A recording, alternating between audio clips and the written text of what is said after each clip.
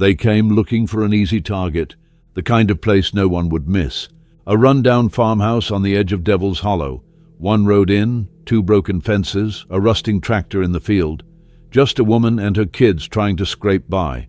The outlaws called it ripe for picking, but what they didn't know, what no one knew, was that behind that weather-beaten barn and faded welcome mat lived one of the deadliest snipers the military had ever trained. Sarah Blake didn't talk about her past. She didn't need to. The townsfolk just thought she was another single mom who got left behind. Moved into a fixer-upper with two kids and a quiet demeanor. She kept to herself, paid cash at the feed store, never missed church on Sunday. They saw the calluses on her hands and thought, hard worker. They didn't realize those hands had once pulled a trigger from over a mile away and ended a war before breakfast. After 20 years in the Army Special Forces, Sarah had disappeared. She'd served in the shadows, slipped through jungles, deserts and war zones with a calm that made other soldiers nervous. They used to call her Wraith, not just because she was deadly, but because you never saw her coming. Then, one day, she was gone. No one knew why, not officially. Her file was sealed. Her name never appeared in the press. Even her closest teammates just got a blank form letter. Operator transferred to civilian life. No ceremony, no medals, no goodbyes. But Sarah didn't care about applause. She cared about silence. She bought the farm in cash. No loans, no mortgage. Changed her name, dyed her hair, and vanished into the wheat fields. That was 5 years ago. Every morning she was up before the sun. Her routine hadn't changed since Kandahar. Wake up, sweep the perimeter, check the barn, feed the animals, watch the horizon. Always watch the horizon. While other parents made school lunches with one hand and scrolled through their phones with the other, Sarah moved like a machine. Every motion efficient, every task calculated. She didn't just plant crops. She studied soil like terrain maps. She didn't just fix the fence. She reinforced the property line with military precision. The kids never questioned it. To them, Mom was just capable. To outsiders, she looked exhausted, always working, never resting. But that's because they didn't know what she was really doing. She wasn't just building a farm, she was building a fortress. The land stretched out in every direction, surrounded by thick woods and steep hills, natural barriers. She installed motion sensors disguised as solar lights, reinforced doors behind false wooden panels, a storm cellar that went deeper than any tornado shelter needed to. And the barn? That wasn't just for hay. Behind a wall of stacked feed sacks was a sealed room lined with lead and steel. Inside it, sealed crates stamped with faded government codes, ammunition, armor, tactical gear, a custom-built sniper rifle with a carbon fiber stock and a scope she hadn't looked through in years. But she kept it oiled, just in case. Her daughter Ellie was 14, smart, observant, already more aware of danger than most adults. She'd learned to watch for patterns, unusual cars, changes in behavior, things that didn't belong. Sarah never told her why, but Ellie figured it out on her own. And Ben, just 8, was curious but cautious. He didn't know what war smelled like, but he recognized fear. When the dog barked at the wind, he listened. Scout, their Australian shepherd, never missed a thing. On paper, Sarah Blake was a ghost. No social media, no digital footprint. She paid in cash, refused interviews, and didn't participate in town politics. But if you watched her long enough, you'd start to notice the tells. How she never sat with her back to a window. How she took a different route home from town every time. How she scanned rooftops out of habit. And how her eyes, those cold, clear eyes, never truly rested. People in town whispered that maybe her husband had been abusive, that maybe she was hiding from something. They were half right. She wasn't hiding from something. She was waiting for it to find her. And now it had. But the men coming didn't know what they were walking into. They saw a lonely farm. They saw a tired woman. They saw weakness. They never saw the scope glinting in the shadows. They never saw the tripwires. They never saw the quiet rage buried under years of peace. They didn't know that Sarah Blake had once held her breath for 12 straight minutes to line up the perfect shot, that she could read wind like a poet reads silence, that she'd killed men from so far away they never heard the bullet leave the chamber. To them, she was just a single mother on a broken farm. To her, they were a threat to her children, and that meant only one thing. They had already lost. She watched them before they even saw the gate. 4 bikes, blackout paint, loud, low exhausts that echoed off the hills like warning drums. The kind of machines built not just for speed, but for intimidation. Chrome skulls glinting on the handlebars wrapped in leather strips, every rider masked behind mirrored visors. Sarah didn't flinch, she just exhaled. They were still a mile off when she slipped her gloves off and let them drop into the bucket by the fence post. The earth beneath her boots was dry, cracked, and ready. Scout, the dog, stood frozen by her side, ears high, body tense. He sensed it too. These men weren't passing through. They were here for something, or someone. Ellie stepped out of the house, saw her mother's posture, and stopped mid-step. "They coming?" she asked. Sarah didn't answer, because they were already here. The bikes slowed near the edge of her property, engines rumbling like a distant storm. Dust curled behind them, rising in a lazy spiral as the lead rider dismounted. Tall, broad, with a heavy chain around his neck and a crow tattoo curling up one side of his jaw. The patch on his cut read, "Brick." He was the kind of man who didn't ask for things, he took them. His boots crunched the gravel like he owned it. The others followed, each with a matching insignia, a black vulture perched on a coiled serpent. The kind of logo that didn't need explaining. It said exactly what they were, predators. The kind that circled weakness until it stopped moving.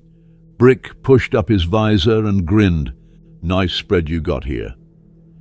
Sarah stared at him, her stance casual but balanced. "You're on private land." He ignored the warning, walked closer, looked around like he was appraising livestock. "Been through a lot of towns lately. Farms like this don't last long without help. The world's changing, lady, and it don't wait for anyone." Sarah's voice was quiet. "You lost?" Brick chuckled. "Nope, we find our way just fine." He glanced at the barn. "You got storage? Grain? Equipment?" "You're trespassing," she said again. He stepped closer, testing her. "And you're a woman living out here alone with 2 kids and a whole lot of bills, I'd guess. You could use protection. Vultures look after their own." Scout growled low in his throat. Sarah didn't move. "I don't need protection," she said. "I need you to get off my land." Brick's smile faded a touch. The other bikers shifted behind him, sensing the temperature change. One of them, a shorter man with a cigarette burned down to the filter, spit on the dirt, just inches from her boots. Brick tilted his head. "Most folks are smart enough to listen when we offer help, or they learn the hard way.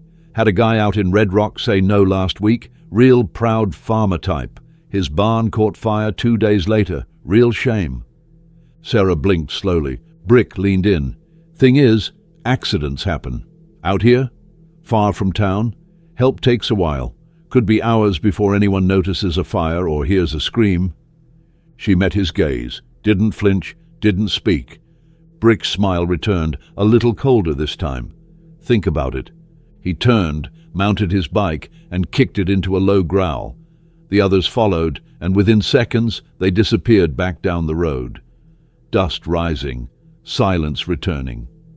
Ellie stepped beside her mother, eyes wide. "Who were they?" Sarah didn't answer right away. She kept her eyes on the horizon, watching the way the wind moved the trees at the edge of the ridge. "They'll be back," she said finally. "How do you know?" "Because they think we're prey." Ellie looked at her, confused.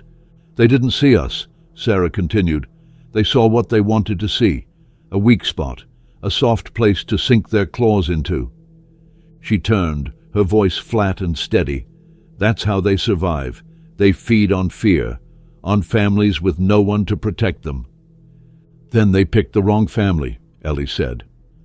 Sarah allowed herself the smallest nod. That night she moved through the house after the kids were asleep, checking locks, counting rounds, reviewing angles. She took apart her shotgun, cleaned it piece by piece, reassembled it by touch, blindfolded. Old habits. She walked the perimeter at midnight, boots silent on dry grass, her senses stretching into the dark. Scout moved with her, always 5 paces behind. At 2:14 a.m. she heard it. Engines, distant, moving slow. Same route, no headlights. They weren't coming to talk. They were mapping, testing the response time, watching which lights turned on, which didn't, seeing how long it took for the dog to bark, whether anyone called the sheriff. They didn't realize she was watching them too. She noted the sound of their tires, the gear shifts, even the rhythm of their approach, calculated speed, measured routes. These weren't drunk rebels playing outlaw. This was a professional probe. She wrote it all down in a worn notebook. Next to a line drawn around her property's border, she sketched a few new marks. Entry points, elevation, visibility. She circled one spot on the ridge behind the barn, labeled it fire position, night cover, 200 meters. The vultures thought she was alone. What they didn't know was this land had already been turned into a kill zone, and Sarah Blake had spent a lifetime preparing for predators just like them. By sunrise, she had their patterns. They circled the property 3 times between 2 and 5 a.m., each pass slower than the last. Same 4 riders, same low gear, same cold arrogance humming from their exhaust pipes. They didn't know they were being tracked, timed down to the second, with notes on each of their bikes, weight distribution, how they shifted in the saddle. One of them had a bad knee, favoring his right leg every time he stopped. Another kept checking over his shoulder, nervous twitch in his left hand. Sarah didn't just see them, she read them. By breakfast, she had the map drawn out in full. Routes in, routes out, fallback positions, predicted approach vectors. While the kids ate cereal and argued about who would feed the goats, she was already working out line-of-sight coverage from the barn's loft. She didn't need satellites. She had memory, muscle, and instinct. Ellie watched her mother from the porch that morning, leaning on the railing with narrowed eyes. "You're not just scared," she said. "You're planning." Sarah didn't deny it. "You used to do this," Ellie added, almost to herself, "before the farm." "Eat your breakfast," Sarah said. "Are you going to tell me?" "When you're ready to understand." Scout barked twice and ran to the edge of the property, hackles raised. Sarah followed, her hand drifting to the back of her belt where the compact revolver stayed tucked. Legal, registered, but never truly for show. A pickup truck was pulling into the gravel turnout across the road. Local plates. An old man climbed out, wearing a Fox Hollow feed and seed cap, his steps slow but deliberate. "Morning, James," Sarah called. He tipped his hat and lowered his voice as he crossed the fence line. "You seen them yet?" "I have. They were at Wilson's last night, loud, cocky, asking questions they had no business asking. Back taxes, deeds, whether any of us around here had insurance." "Who'd they talk to?" "Everyone, but mostly people alone. Widow Perkins, Marvin, who lost his boy in the fire last year. Anyone looking tired." Sarah's jaw clenched. James studied her carefully. "Thing is, they didn't ask about you, not directly, but they looked this way more than once." "They will." He looked down at the dirt, then back at her. "Need anything?" "Not yet. You tell me when." He left without another word. That evening, things escalated. Sarah was in the back pasture repairing a section of wire fencing when she found the first sign, boot prints. 4 distinct pairs, deep in the soil, spaced like they'd been waiting, watching. No horses, no tire marks. They'd walked in, maybe from the ridge, maybe from the creek bed where the cover was thick. Tactical movement, military spacing, each step placed deliberately. She bent down, ran her fingers over the impressions, not heavy, no rush, just quiet, patient movement, like they were trained. She didn't say a word, just finished the repair, wiped her hands, and walked back to the barn.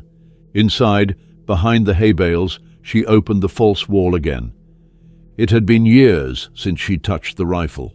Her M2010 sniper system, custom calibrated, matte black, zeroed at 800 meters. It smelled like oil and steel and everything she thought she'd buried. She ran her fingers over the bolt, then closed the case again. Not yet.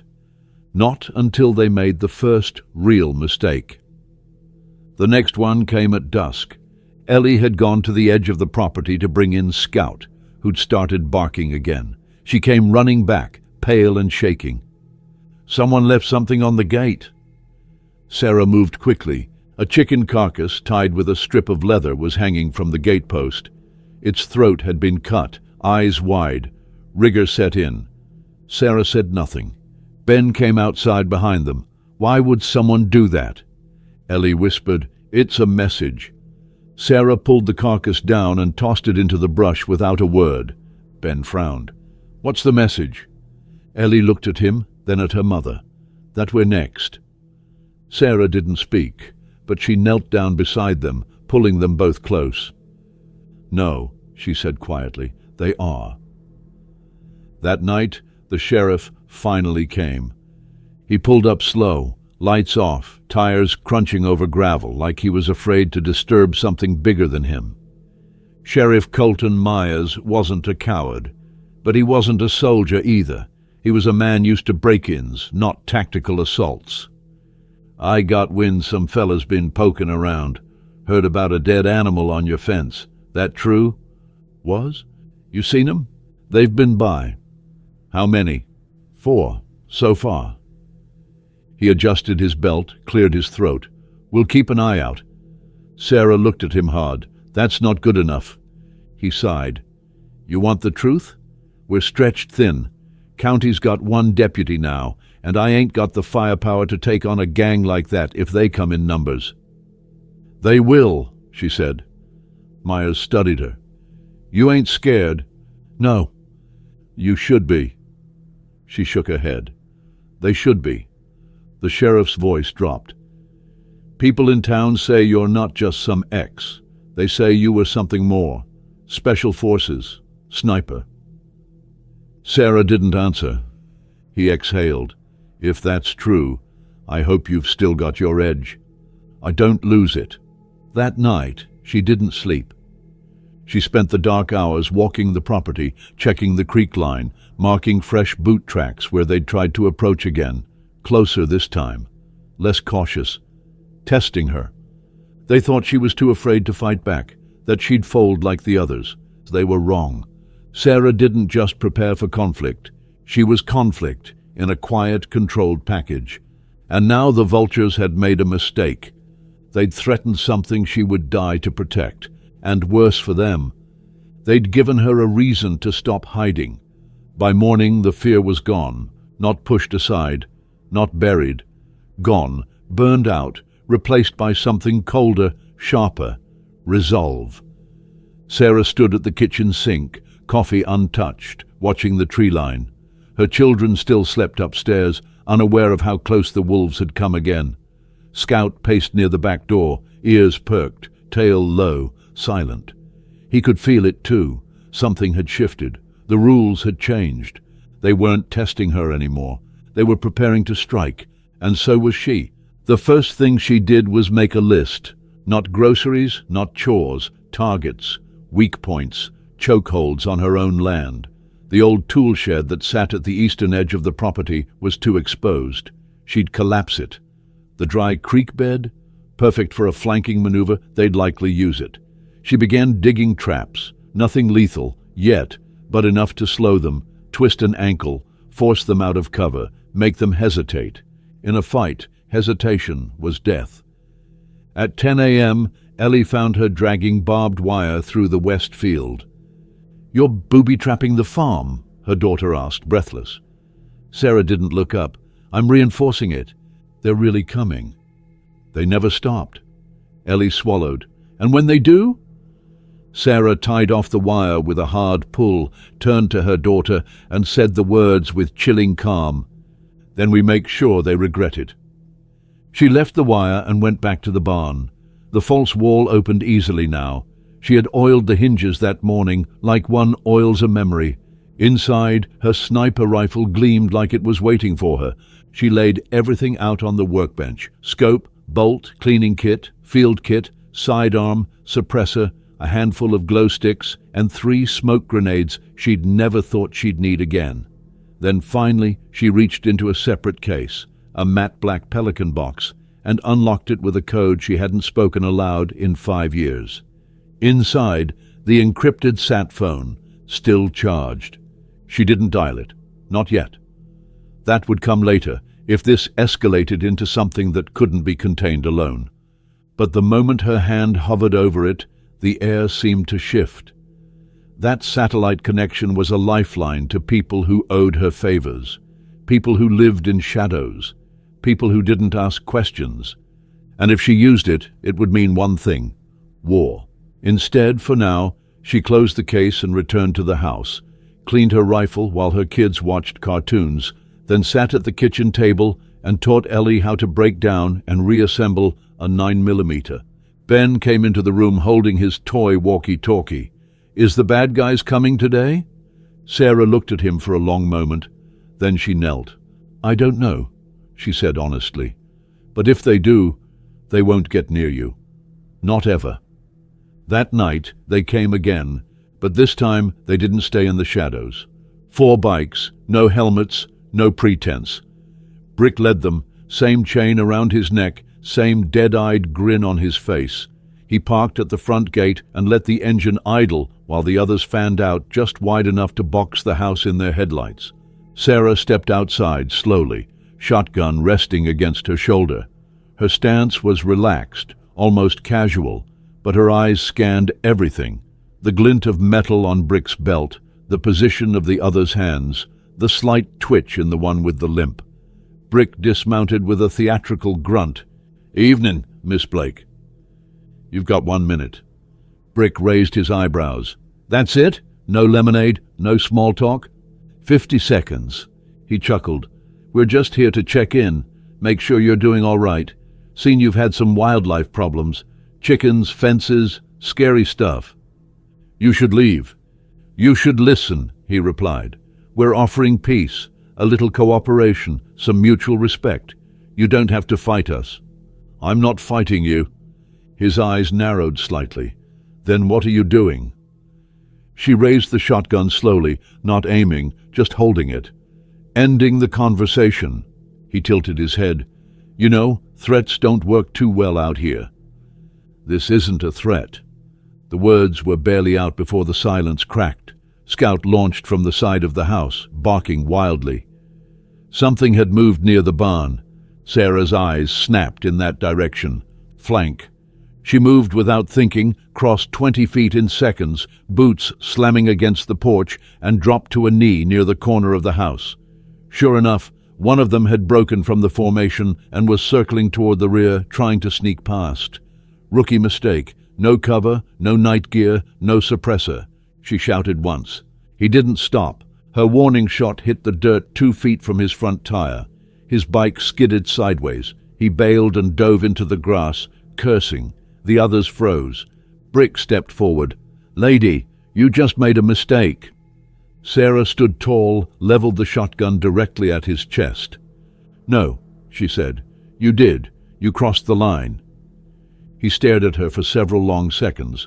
The smile was gone now. His face turned to stone. "Next time we won't be so polite." "Next time," she said evenly, "I won't be aiming for the ground." He backed off slowly, jaw clenched. They all left, engines growling like wolves with bruised pride. She didn't lower the shotgun until their tail lights vanished down the road. Inside the house, Ellie locked the door behind her mother and whispered, "What happens now?" Sarah looked at her daughter, at the fear just beneath the surface, the strength being forged under pressure.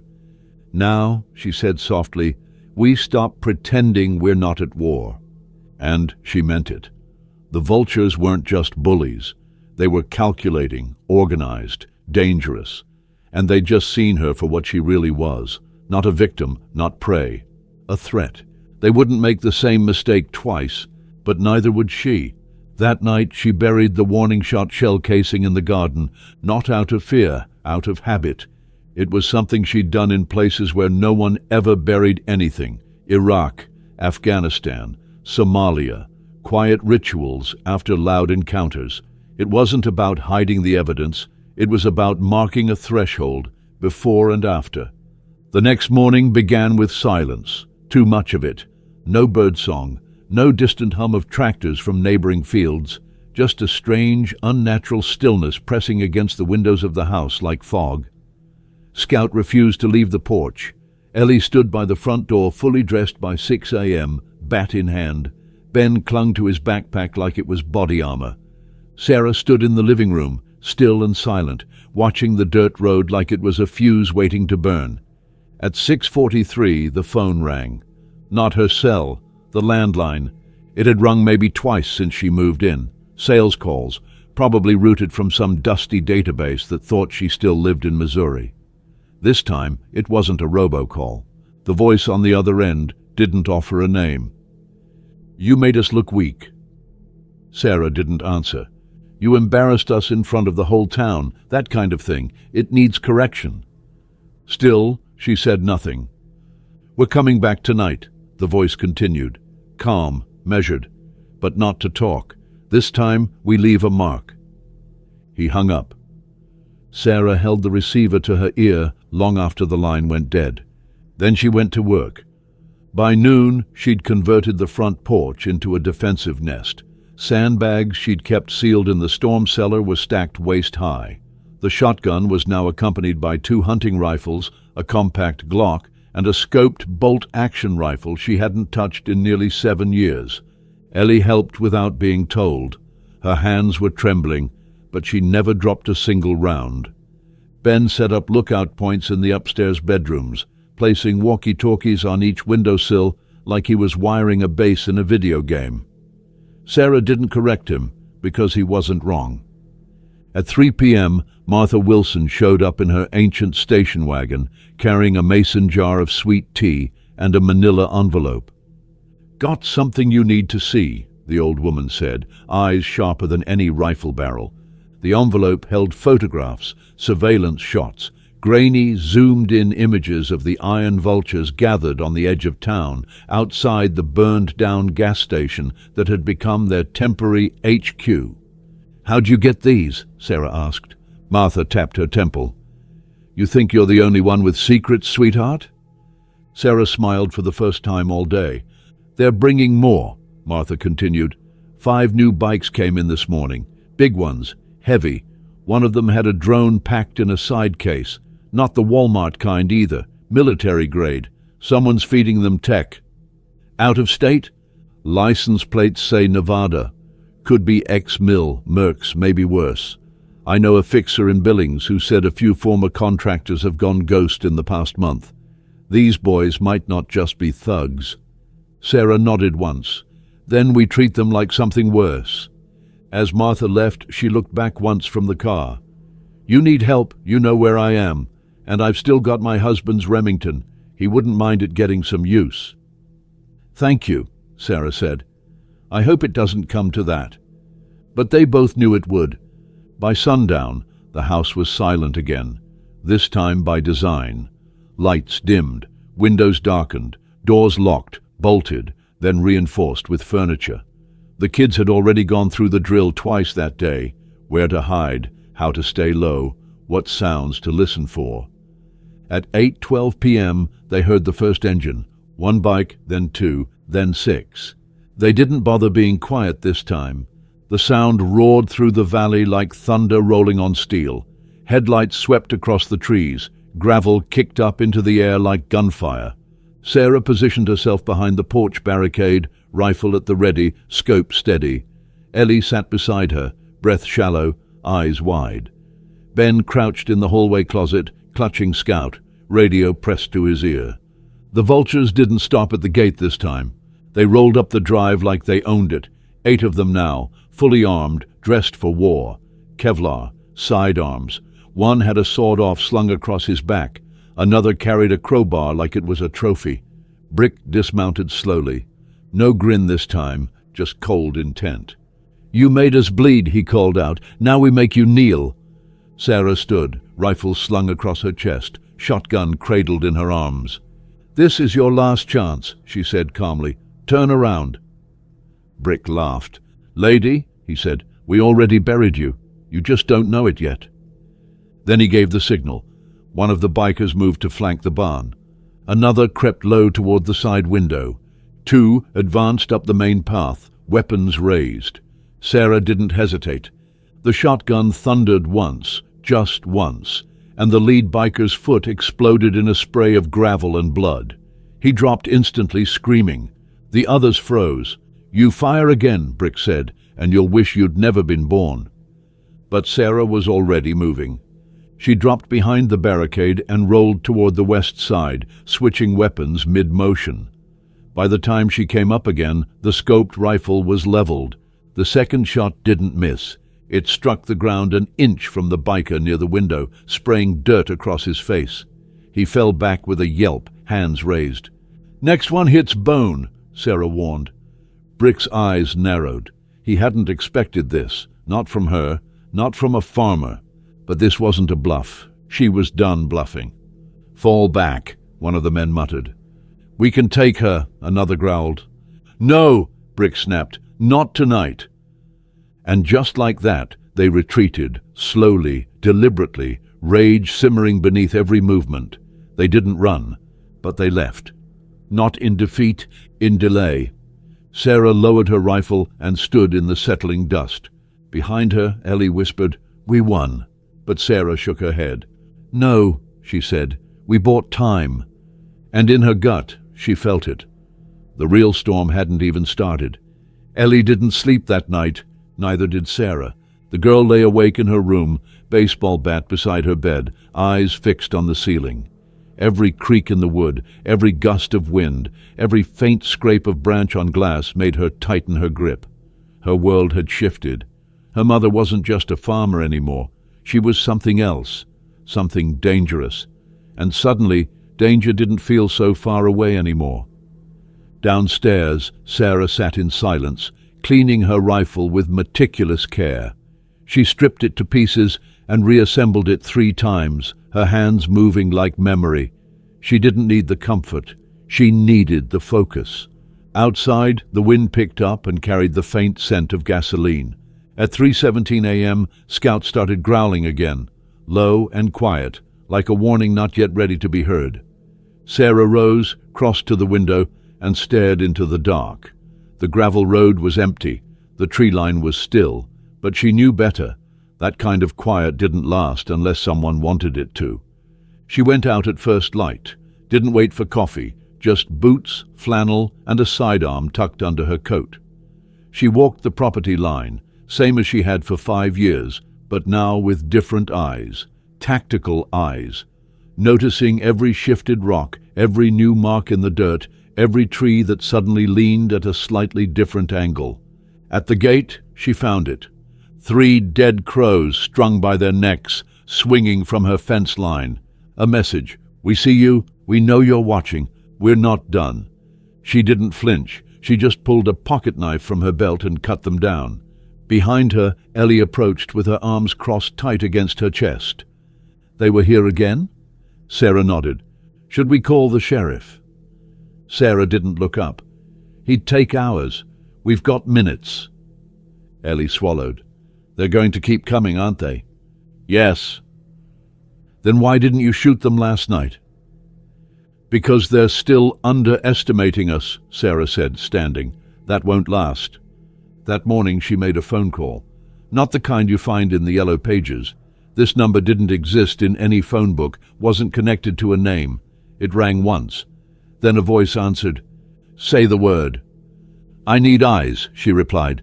"Maybe muscle, but not yet." The voice didn't ask for details. Acknowledged. Then silence. Connection terminated. At noon, a drone passed over the property.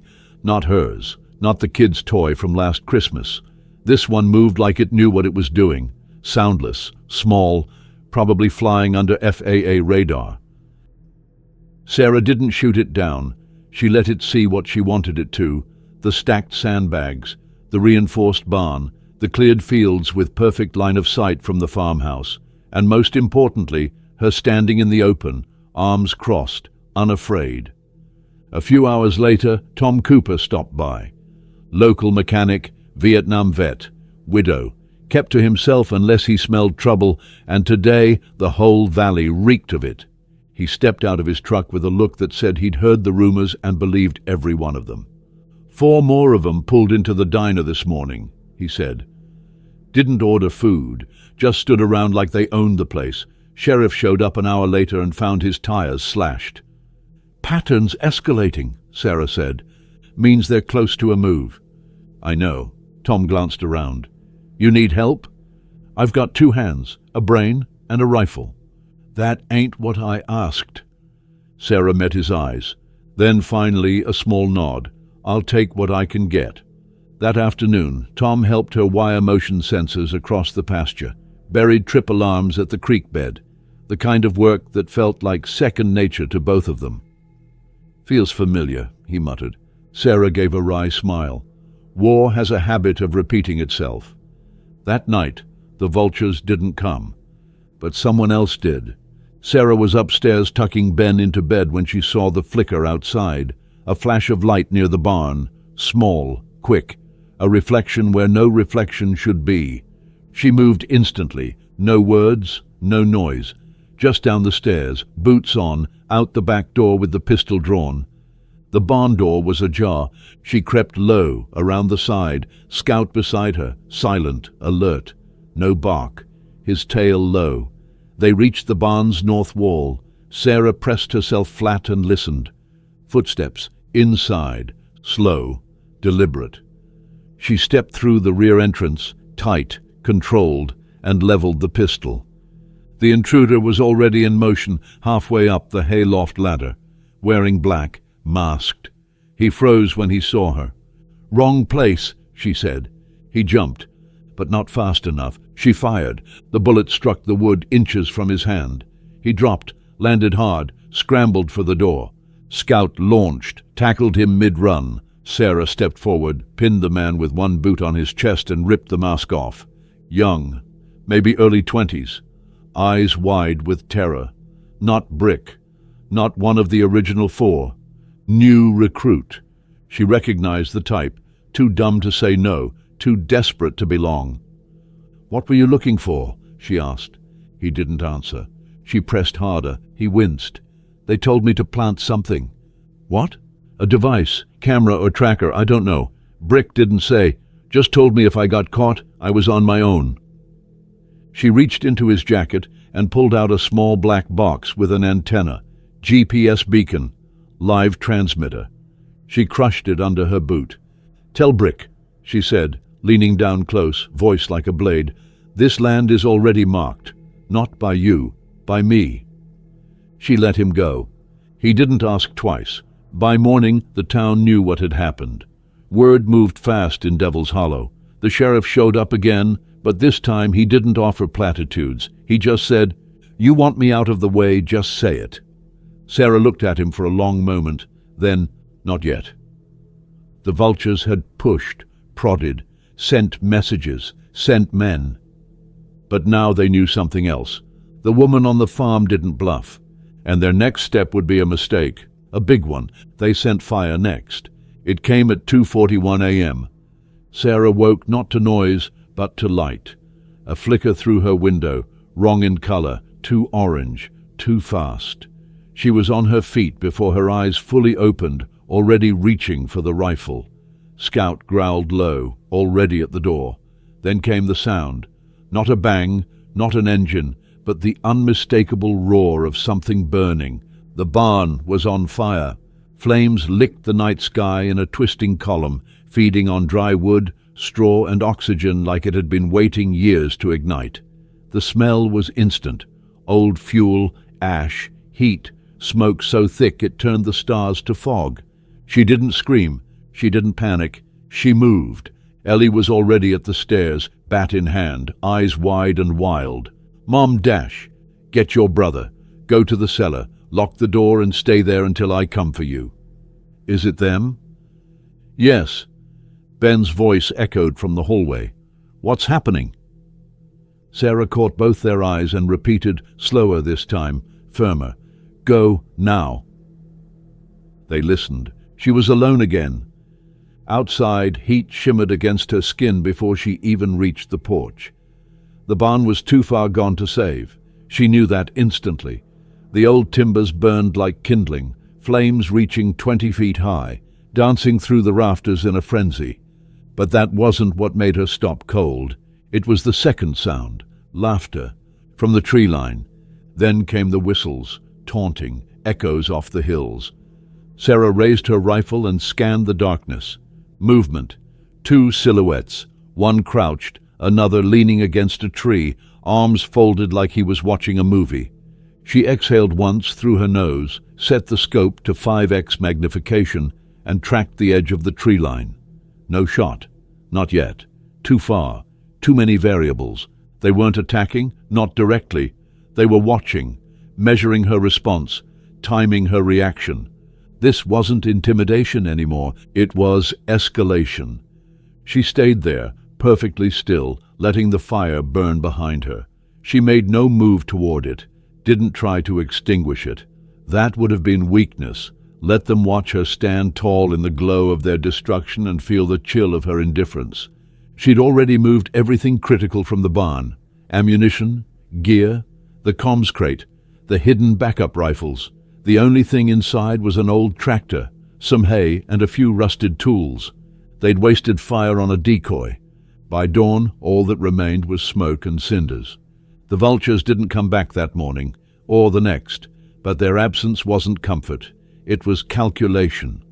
Tom came by around 8 with 2 cups of black coffee and a bag of tools slung over his shoulder. He took one look at the scorched wreckage and didn't say a word, just handed her the coffee. She sipped once, nodded. "They're testing for weakness." He nodded back. "Didn't find any."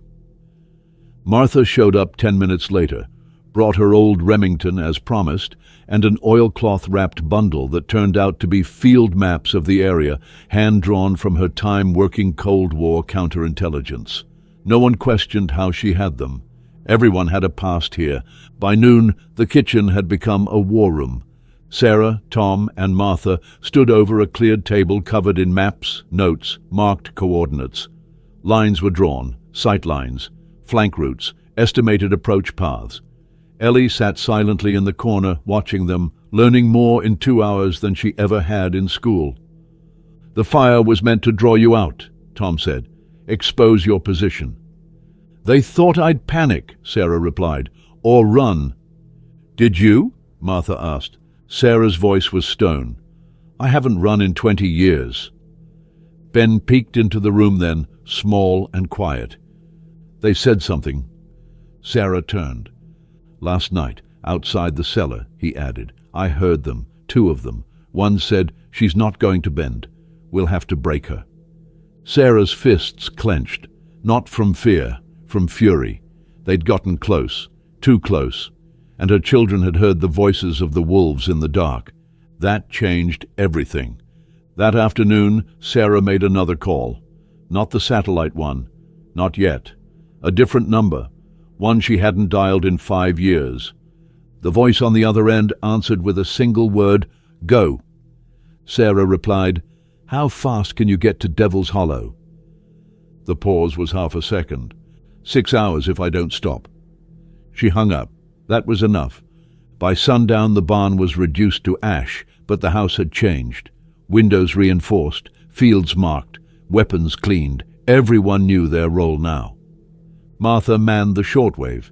Tom had set up a lookout blind in the woods behind the property, covered in camo netting and old branches.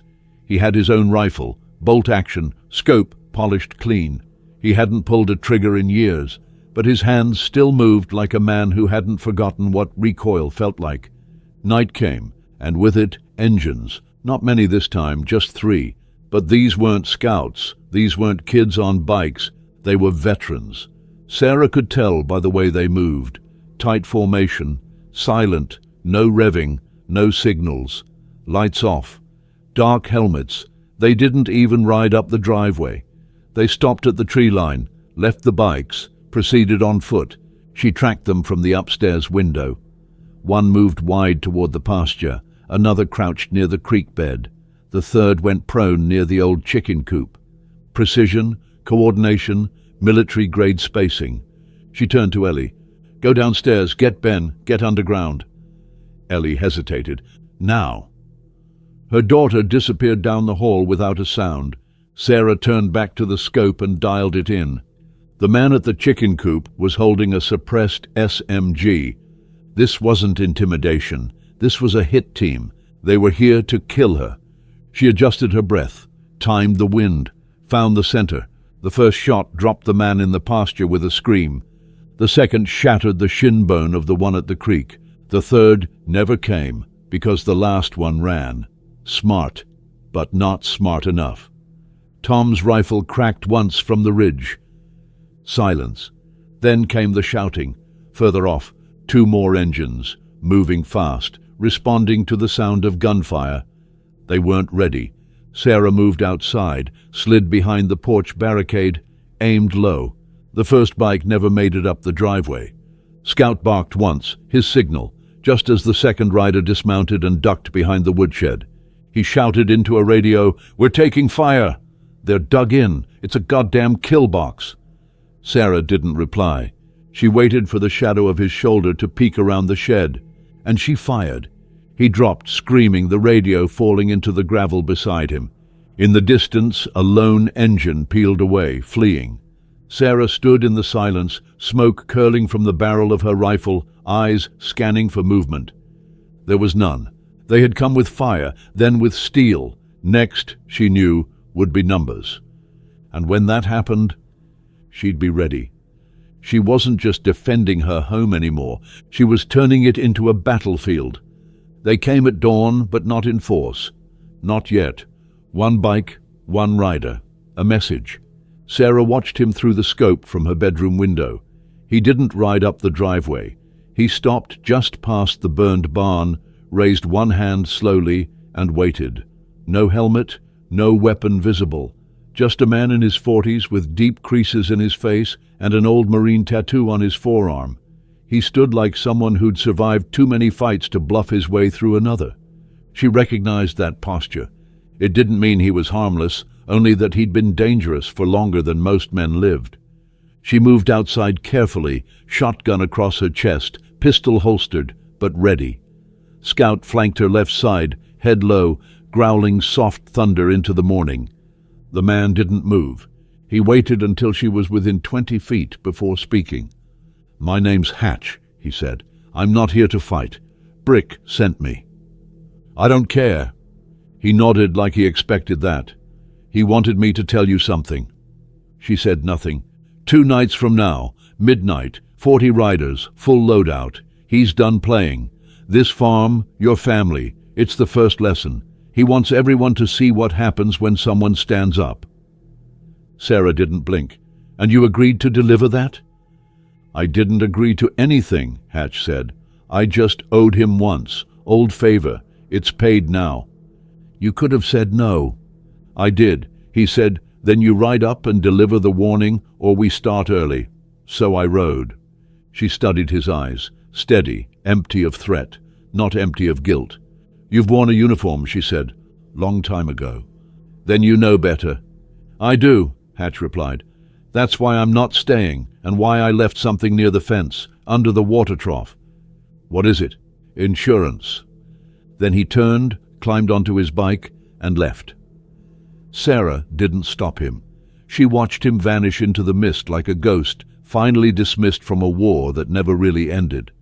Then she walked straight to the trough, cleared the brush, and found a sealed military satchel. Inside were photographs, aerial shots, maps, names, a full layout of the Vultures' camp, 50 miles north in an abandoned logging facility, bunkered, well-supplied, and guarded in rotating shifts. Every vehicle marked, every call sign listed. There were even timestamps of their nightly movements, and taped to the inside of the bag's flap, one single handwritten note. "You're not the only one who remembers how to fight." By mid-morning, the farm was alive with motion. Tom returned, rifle slung and eyes bright with purpose. Martha arrived with binders full of old Cold War defensive protocols, some handwritten, some printed on yellowing paper. Ellie had already turned the upstairs bedrooms into lookout points. Ben was coordinating walkie signals from the cellar and had labeled each channel with tape and color-coded markers. At noon, the first ally arrived. Her name was Lena, a former para-rescue operator who hadn't spoken to Sarah in 4 years.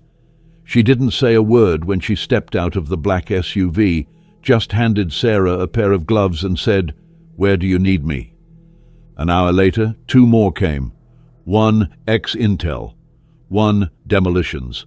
All of them ghosts from Sarah's past, old teammates, people she'd trusted with her life in darker corners of the world, people who had seen enough war to recognize when one was coming and weren't about to let her face it alone. By sunset, the perimeter had changed, not just patrolled, fortified. Drones flew lazy circles overhead. Claymores, non-lethal but disabling, were placed with care at key approach zones. Every blind spot became a bottleneck. Every patch of open ground was calculated for line of fire and fallback options. Tom stood on the porch at twilight and watched the lights flicker across the valley. "This place looks more defended than most bases I've seen," he muttered. Sarah was checking the wind direction, scrawling adjustments on laminated range cards. "It will be? You think they'll really bring 40? "They'll bring more," she said, "because Brick knows now. This isn't just about me. This is about what happens if I win." Tom raised an eyebrow. "And if you do?" "Then they lose more than a fight. They lose the illusion." That night, she sat with Ellie on the roof of the barn. They looked out over the land, dark hills, silver fences, and the faint glint of moonlight on hidden equipment. "You brought soldiers?" Ellie whispered. "I brought friends."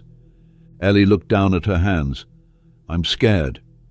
"So am I," Sarah said. "Really?" "Always, but fear isn't the enemy. Hesitation is." They sat in silence a while longer. Then Ellie asked, "What if we can't stop them?" Sarah took a long breath and finally said, "Then we make sure they remember what it cost to try." The next day was their last before the attack. They spent it preparing, wiring the fields, assigning stations, sharpening the final layers of defense.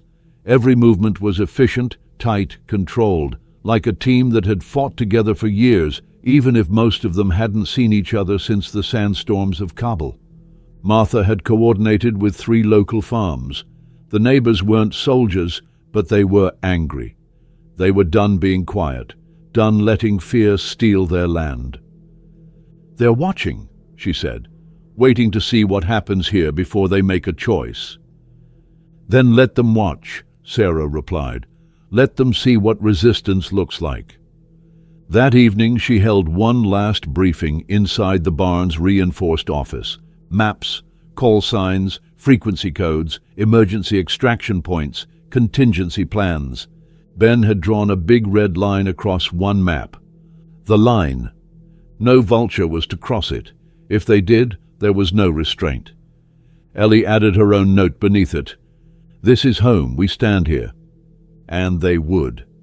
Because in 24 hours, the Iron Vultures would come with everything they had, and they would learn the hard way.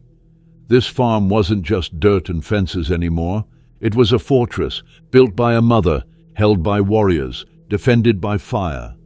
The sky cracked open an hour before midnight, not with thunder, with engines, dozens of them. 41, by the count Sarah made in her head as the vibrations started humming through the valley floor. They didn't try to hide this time.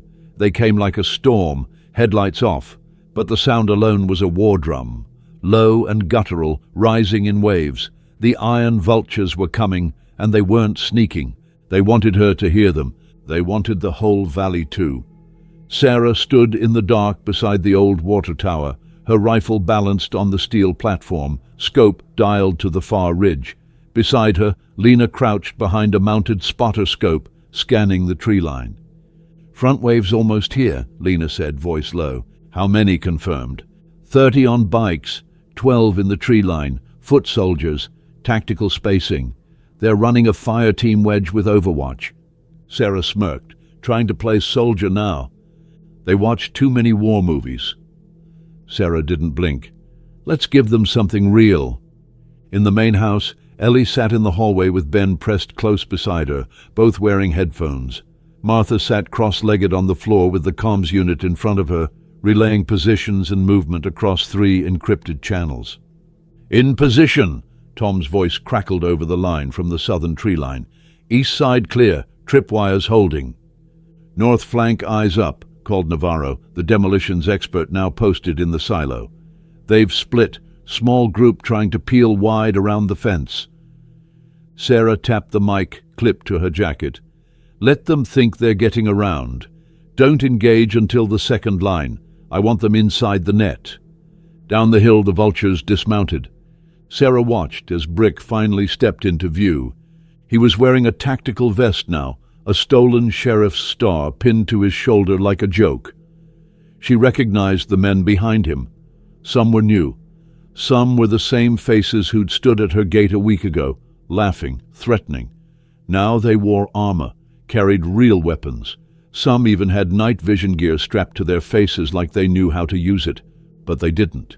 They were dressed for a war they didn't understand. At the edge of the field, Brick raised a bullhorn and flicked it on.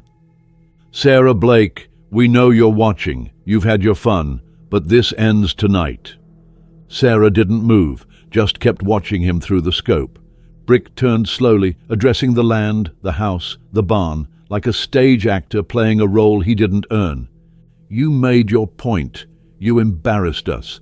Made people think a farmer could stand against warriors. But we're not just men on bikes anymore. We've got the gear, we've got the numbers, and we've got a message to send." He paused. "Stand down, Sarah. Bring the kids out. Drop the weapons. I'll make sure it's quick." Lena whispered, "He really doesn't know, does he?" "No," Sarah replied. "He thinks this is about intimidation. He doesn't realize it's already over." She flipped her radio to Channel 4. "Execute pattern echo, Phase 1. Quiet burn." From the silo, Navarro responded instantly. "Copy. Phase 1 initiated." A second later, a low whump echoed through the field. Suddenly, the ground behind the vultures lit up, not with flame, but with bright orange flares and magnesium bursts. A ring of fire erupted 20 yards behind them, cutting off their retreat, forcing them forward. Confusion, shouting, movement in every direction. "Hold your ground," Brick barked. "They're trying to spook us." Sarah keyed her mic. "Spook you? Number, I'm hurting you." The second phase hit with surgical precision. From the west ridge, Tom's team opened up with high-velocity beanbag rounds and flashbangs, not deadly, on purpose. She wanted them disoriented, panicked. She wanted every man with a gun to forget his training, forget his orders, and start thinking about running. Lena shouted, "Left flank folding." Navarro's voice cut in again. "East side breached, letting them in. They're walking right into the box." Sarah moved. Down the tower, across the field, through the shadows of her own land. Every fence post was mapped in her head, every ditch memorized. She moved like smoke, quiet, fast, deadly. 2 vultures flanked right, heading toward the barn. Sarah dropped to a crouch and waited. Footsteps. Panting, breathing too hard. They weren't ready for sustained combat. They were adrenaline junkies, not soldiers. She stood up as they passed, leveled the rifle, and spoke calmly. "Drop it." Both men froze. "Turn around, slowly." They did, saw her. One raised his rifle. Big mistake. Sarah's shot hit the barrel mid-lift. The second man dropped his weapon and raised both hands. "You don't want to die here," she said. "No, ma'am," he said quickly. "Run, keep running, and tell the others, this land doesn't belong to you." He didn't look back. The next 30 minutes were chaos for everyone, except her. Brick's men ran in half-formed fire teams, breaking and reforming under pressure. Their training unraveled the moment they lost radio contact. Navarro's jammers were active, frying their comms with surgical bursts. No one could hear Brick's orders anymore. No one could coordinate. And then came the final blow. Martha opened the emergency channel on the public airwaves, broadcasting the entire Vulture radio chatter to every phone and device in town. Suddenly, the people of Devil's Hollow weren't asleep. They were listening, hearing everything. Brick screaming, men shouting, some begging, the sound of bullets, flashbangs, confusion. It wasn't a gang cleaning up a rogue farmer. It was a war. And the town heard it all.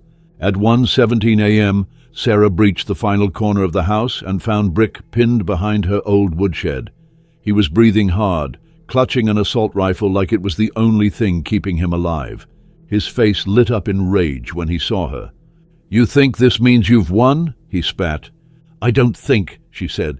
"I've got men still out there." "You don't. They'll keep coming." "They won't." She stepped closer. "Because they thought you were strong. They thought you could lead. But now they've seen the truth. You're not a warrior. You're just noise." Brick's hands trembled on the rifle. He didn't raise it. He didn't get the chance. Scout lunged from the shadows, knocking it from his grip. Brick stumbled backward, fell, hit the ground hard. Sarah raised her rifle. He stared up at her, eyes wide, waiting for the shot, but it didn't come. "You're not worth the bullet," she said. Tom appeared seconds later, Navarro behind him, Lena at his 6. "All accounted for," Navarro reported. 3 injuries, no casualties, 24 surrenders. The rest ran. Sarah lowered her weapon. "Secure them. Get the wounded treated. Then bring everyone home." Because this wasn't about revenge anymore. It was about showing the whole valley that fear could be broken, and that when someone came for your home, you didn't just fight. You made sure they never forgot what it cost. The sun rose on a battlefield that didn't look like one. There were no charred craters, no black smoke, no twisted metal hulks rusting in silence. Just a quiet stretch of farmland, dew-covered grass, and the faint scent of gunpowder still hanging in the morning air. But everything had changed. The iron vultures were gone. Some fled in the night, some surrendered. Some were still lying where they fell, groaning and shackled, waiting for Sheriff Dunley and his deputies, who had shown up at 3:46 a.m., breathless, wide-eyed, and too late for the fight. Tom had just nodded at them. "You can do cleanup. We already handled the war." Now Sarah stood alone in the middle of the field, watching the pink streaks of dawn stretch over the horizon like a fresh canvas. Her rifle hung from her shoulder. Her face was streaked with soot, eyes sunken with fatigue, lips dry but steady. She wasn't victorious. She was just still here. Lena approached quietly, 2 coffee mugs in hand, one chipped. She offered one, and Sarah took it wordlessly. "Not bad for a girl with a tractor," Lena said. Sarah didn't smile. "I've still got the tractor." Lena looked out over the fields, the smashed fences, the blood-stained patches of earth, the spent shell casings glinting like metal flowers in the grass. "You think they'll come back?" "They won't. Not like this." Lena raised an eyebrow. "They learned," Sarah said. "The hard way. That intimidation only works on people who don't know how to shoot back." Behind them, voices stirred the quiet. Martha was directing townsfolk as they arrived in waves. Farmers, shopkeepers, old ranch hands. Some had brought their kids. Others carried buckets, tools, supplies. No one wore armor. No one brought rifles. They came not as fighters, but as rebuilders. And they started working without a word, repairing fences, hauling away debris, digging out old posts, clearing the fields of spent ammunition. Ben walked beside Tom, pointing at each casing like a detective at a crime scene. Tom answered every question like it was gospel. Ellie helped Navarro dismantle the last of the improvised explosives, carefully unscrewing the triggers and handing them to him like fragile glass. The woman who had been alone in the middle of nowhere just a week ago was now at the center of something much larger. By noon, the farm didn't look like a war zone anymore. It looked like a community. Sheriff Dunley stepped up to the porch with his hat in his hand, twisting the brim like it might give him better words. "I've never seen anything like it," he said. Sarah didn't look up from where she was reinforcing the porch railing with a power drill. "I thought you said you were understaffed," she replied dryly. "I was," he said. "I still am. But I heard everything. The whole town did." He paused. "You did more for this county in one night than I've done in 5 years." "That's not a compliment," she said, finally meeting his eyes. "No," he admitted, "but it's a truth.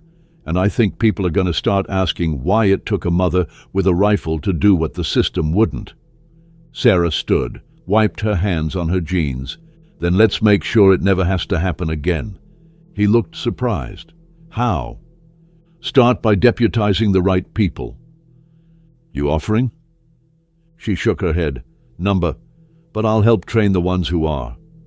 That afternoon, Navarro pulled Sarah aside and showed her something they'd missed during the chaos, a black hard drive recovered from one of the Vulture trucks. Encrypted, military-grade, Navarro had already cracked it. Inside, maps, spreadsheets, orders, and a list, towns, small ones, across 3 states. Devil's Hollow wasn't the first, he said, just the first to push back. Sarah flipped through the files. One by one, each location matched a report she remembered seeing on the news. Fires, electrical mishaps, disappearances passed off as unrelated crimes. It was all connected. They were building something bigger, Navarro said. Sarah closed the laptop. Her jaw was tight. "No," she said, "they still are." Later, with the kids asleep and the porch finally rebuilt, Sarah sat on the steps and looked out at the stars. Scout rested at her feet. Ellie had drawn a chalk line across the front gate and written in big block letters, "This is home." Tom joined her a few minutes later with a beer and a tired grin. "You think it's over?" he asked. Sarah shook her head. "Not by a long shot." "But you'll stay?" She looked at the farmhouse, the rebuilt porch, the new posts being planted along the eastern fence line. "I didn't fight to run," she said. "I fought to make something worth staying for." The next day, the town council held an emergency meeting. Not in City Hall, but in Sarah's barn, what was left of it anyway. They passed a vote to create a civilian defense initiative, voluntary, community-based, trained by veterans. Sarah didn't volunteer to lead it, but everyone knew she already did. Over the next week, news spread, quietly at first, then louder. What happened at Devil's Hollow wasn't just survival, it was resistance, proof that fear wasn't the only response. Other towns called, then they came. First one, then 3, then 9. They didn't bring reinforcements. They brought notebooks, questions, determination. They wanted to know how Sarah had done it, how a single mother with 2 kids and a burn-scarred field had broken the back of a gang built on intimidation and numbers. She didn't give speeches. She didn't talk about heroism. She showed them the maps, the drills, the weak spots she turned into traps. She showed them how to protect their homes without becoming predators. And one night, in the quiet of the kitchen, Ellie looked up from the dishes and said, "So, are you going back to who you were before?" Sarah wiped her hands, met her daughter's eyes. "No," she said. "I'm someone else now." "Who?" Sarah walked to the window, looked out at the porch, the rebuilt fences, the patrol paths where veterans now taught local teens how to track footprints and spot concealed threats. "I'm still your mum," she said. "But now I'm the reason they'll never be afraid again." Ellie nodded slowly. "Good." Because what Sarah had learned through fire and blood wasn't just how to fight. It was how to teach others not to need her anymore, how to build something strong enough to stand without her.